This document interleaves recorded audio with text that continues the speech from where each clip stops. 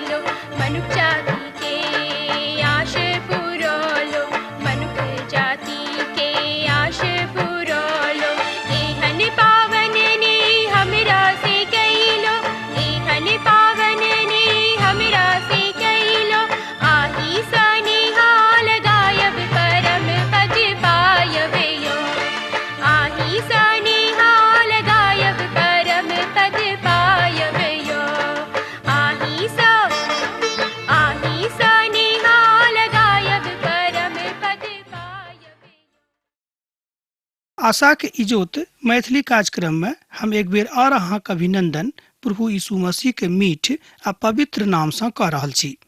ए पोथी के नाम थिक मीका। आजुक दिन हमरा से वही पोथी के एक अध्याय के 1 पद से ल क 6 पद धरि देखब। ए अति महत्वपूर्ण अध्ययन में हमरा लोकन ए बातों के जे देखे छी वो यह थिक कि ए पोथी के बड़ जे नीक बा गंभीर अध्ययन यह भेल कि बड़ चौकस करवला अभिव्यक्ति अच्छे देवल गेल अच्छे जे मनुख का सर्वदा जागृत अवस्था में रहबाक छेन। कतो कतो एक पद में हमरा लोकन ए बातों के बहुत बेर देखे छी। पहिल अध्याय में ए बातों के हमरा लोकन देख सकलो हैं। जो अहाँ के लग पवित्र पोथी बाइबल अच्छे तो अहाँ देख कर पढ़ के बातक सत्यापन कर सके छी। मीका के पोथी 1 अध्याय के 1 पद में प्रभु के वचन जे यहूदा के राजा योताम आहाज और हिजकिय्याह के दिन में मीका मेरो सीतक लग में पहुंचलिक जे सामरी नगर में यरूशलेम के विषय में पहला ए बात का हमरा लोग देखे छी। मीका पोथी 1 अध्याय के पद 1 में हमरा पुनः बतावा दिया जे सामरिया उत्तरी गणराज्यक राजधानी छल। वास्तव में ए नगरी के स्थापना ओमेरी के द्वारा भेल रहे जे इस्राएलक राजा छलाहा और यह नगर गलत काजक स्थान छल। ए नगरी के नामी बा बदनामी अहाब और जरुब्बाबेल के देने रहित। अहाँ बाय सकलो के ए नगरी के जे नामी बा बदनामी देवल गेल छलें वो जरुब्बाबेल के देन रहिक। वही ठाम एक बाल देवता के एकटा मंदिर बनावल देने रहिक। अर्थात वो सब वही ठाम एकटा बाल देवता के मंदिर बनोने रहत। और ई नगर एकटा बड़ सामाजिक स्थानक अवस्थित छले के मुदा एहि नगर में अखन खंडहर में परिवर्तित भ गेल अछि। दोसर गप में अहाँ बाजि सकलहुँ कि ई नीक आ रमणीक आ खूब नीक भावन नगर अखन एकटा खंडहर में परिवर्तित भ गेल अछि, जाय बातक इतिहास गवाह अछि। अहाँ वा हम जाकऽ तो देख सकलहुँ हैं। ई पर्वतीय गनमाला की नगर बहुत कमजोर अवस्था में आबि गेल रहे। हमरा लग एहि नगरी के बहुत फोटो अछि। प्रभु एकटा दास कहै छथिन कि हम ओतऽ गेल छलहुँ हैं और एहि नगरी के दुर्दशा के फोटो खींच कर हम आनने छलहुँ हैं। अर्थात जहन हम इजराइल के यात्रा पर गेल छलहुँ और एहि बातक देखने छलहुँ हैं कि हुनक भविष्यवाणी अर्थात मीका भविष्यवाणी कोना पूरा भेल छलै। अखनो एहि बातक गवाही ओहि नगरी के खंडहर दऽ रहल अछि। एहिठाम मीका सामरिया के विषय में बाजि रहल छथि। मीका मोरेसेती, जकर अर्थ होइत अछि जे ओ मोरेसेतक गात रहबला छलाह, जे यरूशलेमक दक्षिणी पश्चिम में छलैक। एना तो यहूदा के राज में छलाह। ओ दोनों राजा के प्रतिपक्ष में भविष्यवाणी कयने छलाह, मुदा हुनक मुख समाद मुख्य रूप में उत्तरी गणराज्यक दिस निर्देशित रहनि। हम बहुत बेर एहि बातक ऊपर आश्चर्यजनक अभिव्यक्ति के देखने छी। हुनक समकालीन भविष्यवक्ता यशायाह दक्षिणी गणराज्य के भविष्यवक्ता छलाह। शायद मीका ओहि काल में एकटा युवा रहैत। ओ एहि अनुभूत कथा के बड़ स्पष्टता के साथ अभिव्यक्त कयने छथि। यशायाह दक्षिणी गणराज्य के देखभाल कऽ रहल छलाह और परमेश्वर मीका के उत्तरी गणराज्य सँ कथा करबाक लेल बजौने रहथि। हाँ बाजि सकलहुँ हैं कि मीका कहियो गलत बातक दिस ध्यान नहि देलथि, कियाक तऽ मीका सँ हुनका कथा करबाक रहनि। एतद परमेश्वर हुना सँ कथा कयलथि, अर्थात मीका सँ कथा कयलथि आर परमेश्वरक दिस ओ सर्वदा ठाढ़ भऽ कऽ ताकैत छलाह। मीका ओहि बातक स्पष्ट कऽ देने रहथि हुनका सभक आगाँ में। भविष्य वक्ता के पहिल समाद। अब हमरा लोकनि मीका जे भविष्य वक्ता छथि हुनक पहिल समादक देखैत छी। सामरिया के प्रतिपक्ष में निर्देशित अछि, मुदा पहुंचल गेल अछि जे यरूशलेमक दिस इशारा सेहो कने करैत अछि। आब एहिठाम हमरा सब पर दुख देखब। हे जाति जातक के समस्त लोक सब सुनियोक। हे धरती अहाँ ओहि सब समेत जे अहाँ अछि ध्यान दियोक। और प्रभु परमेश्वरक अहाँ के प्रतिपक्ष में मुदा परमेश्वर अपन पवित्र मंदिर सँ अहाँक ऊपर साक्षी देख। मीका पोथी 1 अध्याय तकर 2 पद में हमरा लोकनि एहि बातक देखै छी।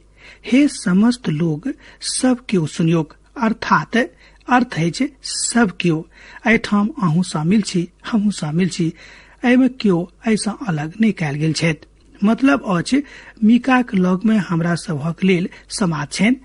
एही तरह ई समस्त पोथी अर्थात मीका के संपूर्ण पोथी हमरा सभक लेल सामयिक भ जाइत अछि, अर्थात आजुओ के युगक पोथी भ जाइत अछि, अखनो के पोथी भ जाइत अछि। जखन हमरा लोकनि अध्ययन कर रहलहुँ हैं अहू कालक पोथी भ जाइत अछि।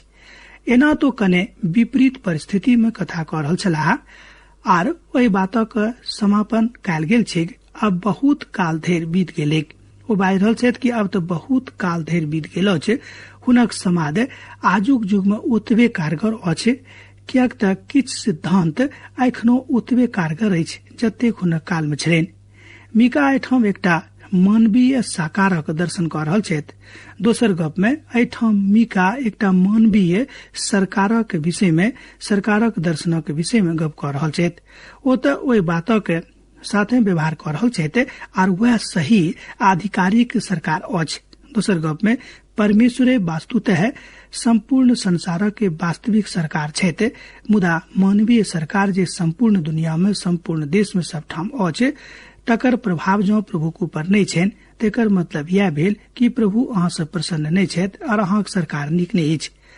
ओहि दुनू तरहक सरकारक लेल एहिठाम नीक बातक बताओल गेल अछि और यह बात हुनका सभक दुख पहुंचाबैत छलनि, कियाक तो सब परमेश्वरक सरकारक अर्थात हुनक दर्शनक नहीं मानैत छलाह कि परमेश्वरक जे सरकार अछि तकरा हमरा लोकनि मानी। यह गप बा यह बात आजुक युगक लेल एकटा नीक बात नहीं अछि, ओहू कालक लेल नीक नहीं छलैक। एहिठाम नीक बातक हमर अर्थ यह अछि कि आजुक युगक लोगक ई बात बर्दाश्त नहीं छनि। आ जाहि काल में मीका छलाह ओहू काल में ओहि युगक लोकक ई बात बर्दाश्त नहीं छलनि कि सरकार हम चला रहल छी आ कियाक हम एहि सबटा बातक लेल परमेश्वरक बड़ाई करबनि कि ओ चला रहल छथि। सर्वथा सब ठाम एहि बातक अभाव देखल जा रहल अछि।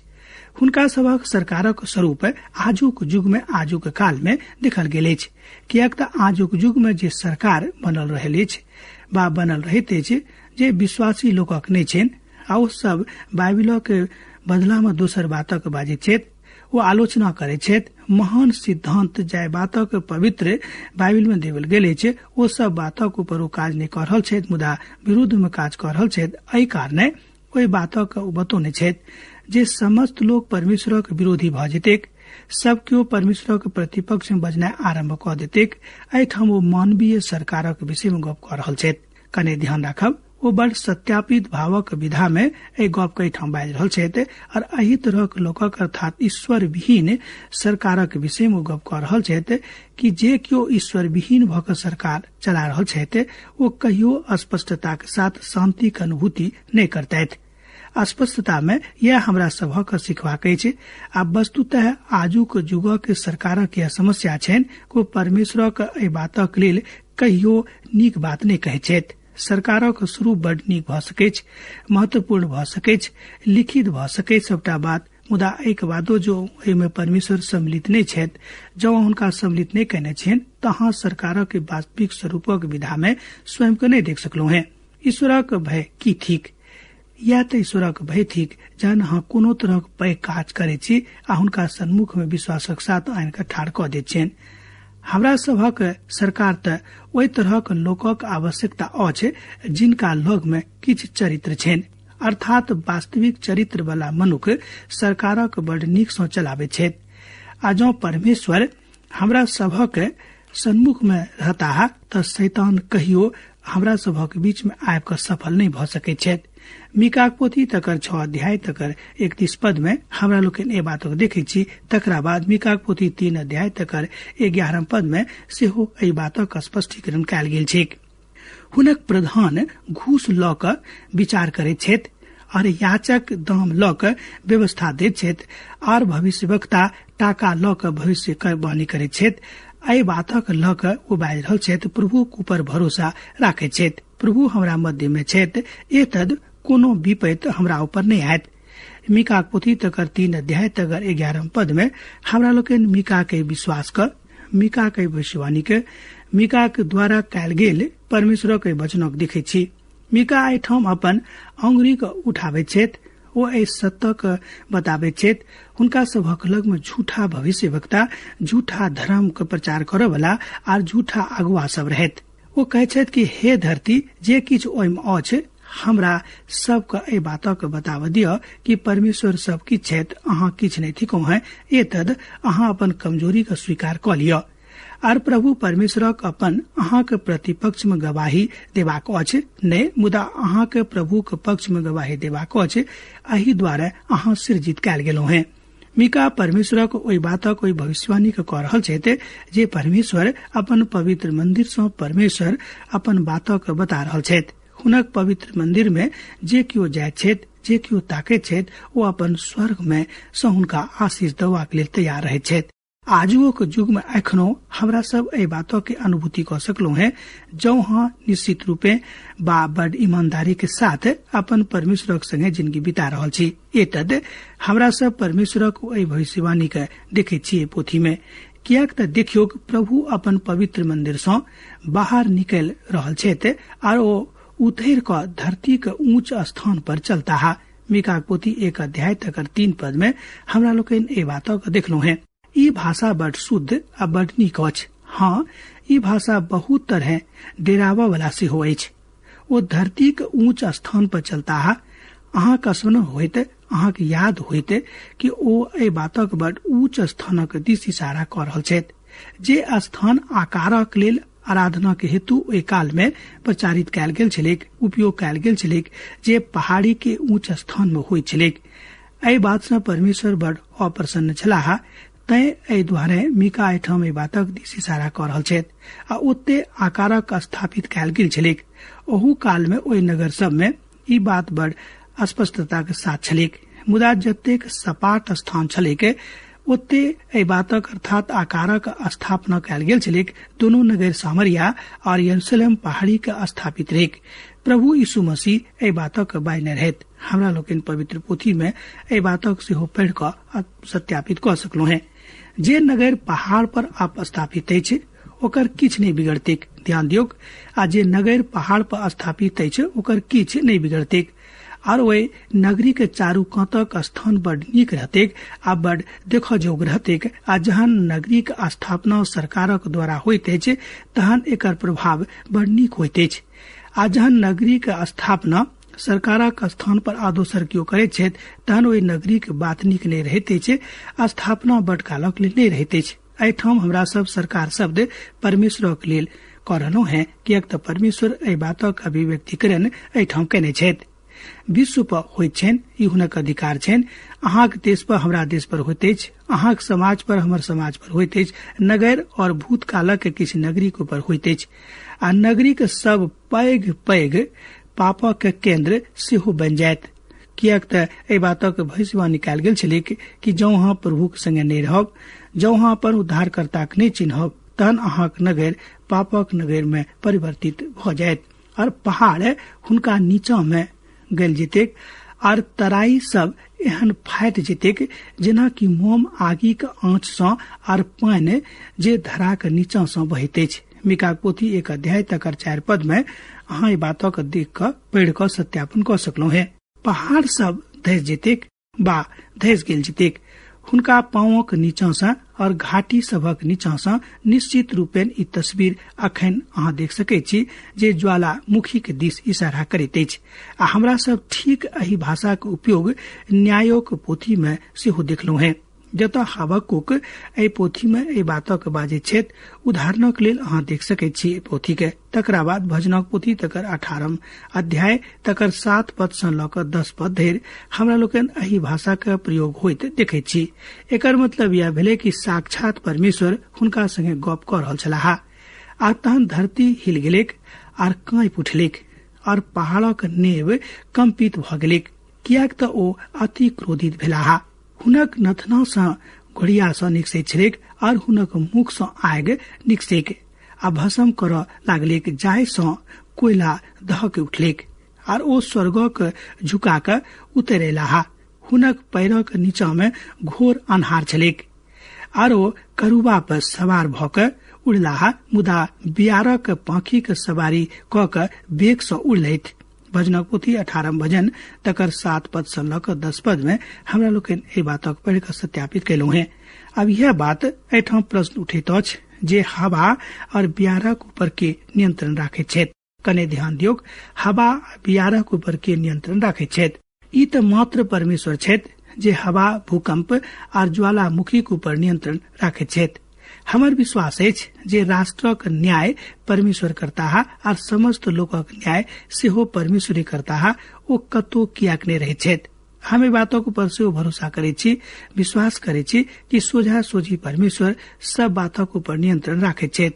1930 ईस्वी के महान निराशा का काल और महान अन्हारक काल जे संपूर्ण संसारक हिला देने छलैक, ओहि बातक जहिया कहियो हम स्मरण करैत छी, याद करैत छी, तऽ परमेश्वरक दिस ताकि कऽ हुनका धन्यवाद दैत छियनि, किएक तऽ परमेश्वर एहि चुनौतीक स्वीकार कयलथि आ जतेक भविष्यवाणी एहिठामक धरती परक विद्वान कयने छलाह ओ सबटा निरप्त भऽ गेलैक, अर्थात झूठा साबित भऽ गेलैक।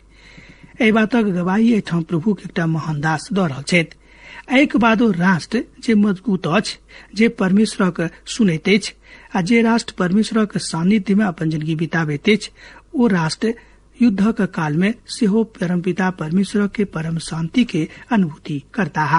और ओहि बात सँ हमरा सब एहि बातक बुझि सकी अखन धरि ने उतरलहुँ हैं, परमेश्वर एखनो राष्ट्रक न्याय करबाक लेल घुरि फिर रहल छथि। ध्यान दियौक, परमेश्वर एखनो राष्ट्रक न्याय करबाक लेल घुरि फिर रहल छथि। हम तऽ टर्की देशक ऊपर विचार करैत छी जे कहियो रोमी साम्राज्य के जिंदगी के सुनित जकाँ छल। ओहिठाम महान नगरीक अखन खंडहर सब अछि, जेना भने इफिसुस और आन नगर सब छलैक, जे कहियो रोमी साम्राज्यक बड़ मजबूत हिस्सा छल और ओ सब अखन खंडहर में परिवर्तित भ गेल अछि। ओहिठाम अखनो बहुत लोग नहीं छथि, कियाक त कि छोट मोट नगर अखन ओहिठाम बसल अछि। कियाक त एहि बातक भविष्यवाणी कयल गेल छलैक, एहि बातक भविष्यवाणी ओहि काल में कयल गेलैक। अखनो जाकऽ एहि बातक देख सकलहुं हैं कि परमेश्वर के पोथी में जे बातक भविष्यवाणी कयल गेल छलैक ओ अखनो चराचर सत्य अछि। कियाकि कथा हम बाजलहुं हैं जाहिसँ अहाँ बा हम अपन विश्वासक मजबूत क सकी कि जतेक भविष्यवाणी परमेश्वर कयने छलाह ओ पूरा भ गेलैक, आ जे पूरा नहि भेल अछि से पूरा होबवला अछि। भूकंप प्रक्षेत्र अछि। लोग कहै छथिन विद्वान सब कि ओ क्षेत्र अखन भूकंप प्रक्षेत्र अछि। एही डर सँ लोग ओहि दिस में बड़ कम बसै छथि। अहाँ बड़ सही बाजि रहलहुं हैं और यह बड़ रुचिकर विधा सेहो अछि जे मनुख सर्वदा भूकंपक प्रक्षेत्र में जयबाक हेतु रुचि नहीं राखै छथि। और यह बात हमरा सबक संगे सेहो लागू होइत अछि। कियाक तो हम जहिया कहियो एहि बातक दिस बिसरा करैत छी बा विचार करैत छी, हमर मोन सेहो उदास भ जाइत छै। प्रभु के महान दास एहि बातक बाजि रहल छथि।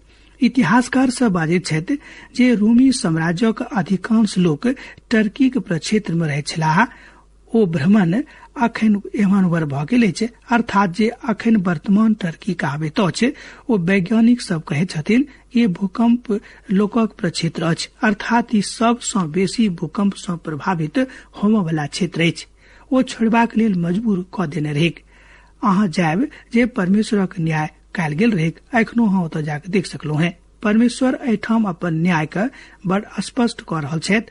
ओ अपन न्याय के विषय में बाजि रहल छथि। अहाँ सँ बा हमरा सँ स्पष्ट क रहल छथि कि सावधान भ जाउ, नहीं तो अहूँ संगे न्याय कयल जायत। ई सबटा बात याकूबक अपराध और इस्राएलक घरानाक पापक कारणे होइत अछि। याकूबक अपराध की अछि कि सामरिया करी, और यहूदाक ऊंच स्थान की अछि कि यरूशलेम नहि अछि। मीका पोथी 1 अध्याय 5 पद में हमरा लोकनि एहि बातक देखै छी। याकूबक अपराधक कारणे ई सबटा होइत अछि और इस्राएलक घरानाक पापक कारणे ई सबटा बात होइत अछि। सामरिया और यरूशलेमक पाप सेहो एहि बात में आबि कऽ सम्मिलित भ जाइत अछि। एहि बातक भविष्यवाणी के हमरा लोकनि एहिठाम देखै छी। याकूबक अपराध की छलैक, अर्थात याकूबक अपराध की छनि। हुनक अपराध यह रहनि कि जाबे धरि ओ परमेश्वरक संगतिया बनि कऽ छलाह ताबे धरि परमेश्वरक इज्जत उनका सभक जिंदगी में छलनि। जहन ओ परमेश्वरक छोड़ि देलखिन, हुनक सबटा अपराध उभरि कऽ आबि गेलै आ परमेश्वरक न्याय हुनका सभक जिंदगी में भेलैक आर ओ सब तितर बितर भ गेलाह।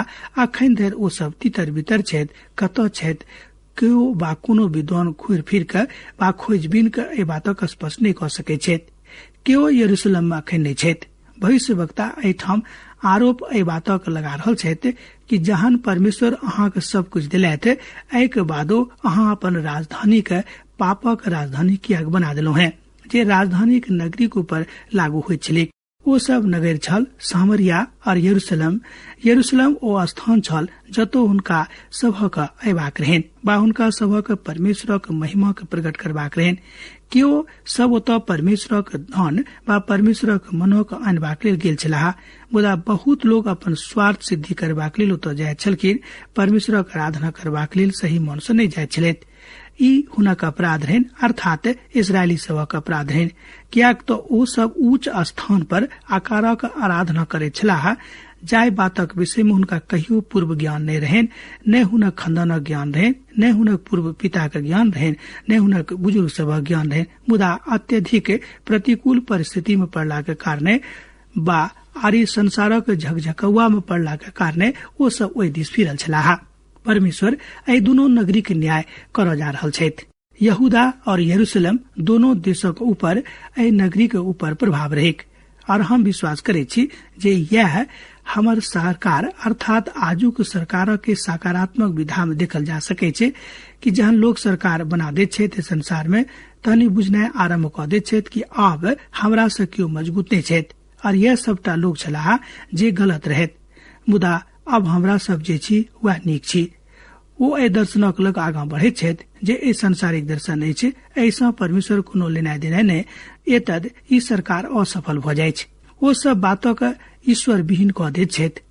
अब सरकार में केओ ठीक छथि केओ ठीक नहि छथि, एहि बातक विश्लेषण करबाक नहि अछि, मुदा सब गोटे के प्रार्थना करबाक अछि कि परमेश्वर जहन हमरा अवसर दिलौ है तहन भावनात्मक रूपे बा सब रूपे अहाँ हमरा सबक अगुवाई करियोग। प्रभु के दास कहै छथि जे हमर देशक स्थापना करबला 3 प्रकारक सरकारक स्वरूप के बनौने रहथि, कियाक तऽ हुनका सभक पछिला अनुभव बड़ खराब रहनि। एतद ओ सब सिद्धांतक रूपे एहि बातक लऽ कऽ आगाँ गेल छलाह। आदिम एहि बातक भरोसा करैत छलाह, मुदा अखन ओ सब एहि बातक ऊपर भरोसा केनाइ छोड़ि देलखिन। प्रभु के एकटा महान दास जे एहि धरती पर के महान राष्ट्र के सदस्य छथि अपन राष्ट्र के प्रतिपक्ष में बाजि रहल छथि। एकर मतलब अहाँ ई नहि लगाबियो कि ओ राष्ट्र विरोधी छलाह। हाँ, आजुक युग में एहि तीनों सरकारक ऊपर ध्यान रखनाइ बड़ आवश्यक अछि, कियाक तऽ ओ बहुत सही तरीका के मनुख लोक रहथि जे सब उचित रीति सँ अपन परमेश्वरक संगे चलैत छलाह आ परमेश्वर सँ डेराइत छलाह। मीका के दिनक समस्या तऽ यह रहै जे सामरिया और यरूशलेम दोनों भ्रष्ट भ गेल छलाह और परमेश्वर हुनका सभक न्याय करऽ जा रहल छलाह। आ तहन अब हमर देशक की हैत? प्रभुक महान दास अपन देशक प्रति चिंता व्यक्त कर रहल छथि कि अब हमर देशक की हैत। हमरो सबक यह करबाक अछि, प्रार्थना करबाक अछि कि हे प्रभु हमरा सब गोटे के नीक राखियोग, नव नैतिकता हमरा सबक जिंदगी में जन्म नहि लेक। अब विदा दिअ, दोसर दिन दोसर कार्यक्रम में अहाँ सब पुनः भेटैत। यीशुक नेह अहाँक जिंदगी में बनल रहेक। आमीन। हमर विश्वास अछि कि ई कार्यक्रम अहाँ के लेल लाभदायक सिद्ध अछि। हम चाहै छी कि अहाँ अपन आशीषक के हमरा संग साझा करू। जँ अहाँ के नजीक बाइबल सँ आ जीवन सँ संबंधित कोनो प्रकार के प्रश्न भऽ सकै अछि तऽ अपन समस्या के लेल प्रार्थना करबा के लेल जँ चाहै छी तऽ हमरा फोन नंबर पर जरूर संपर्क कऽ सकै छी। परमेश्वर अहाँ सब के लेल एकटा सुंदर, सुखद, आनंदित दिन प्रदान करैक।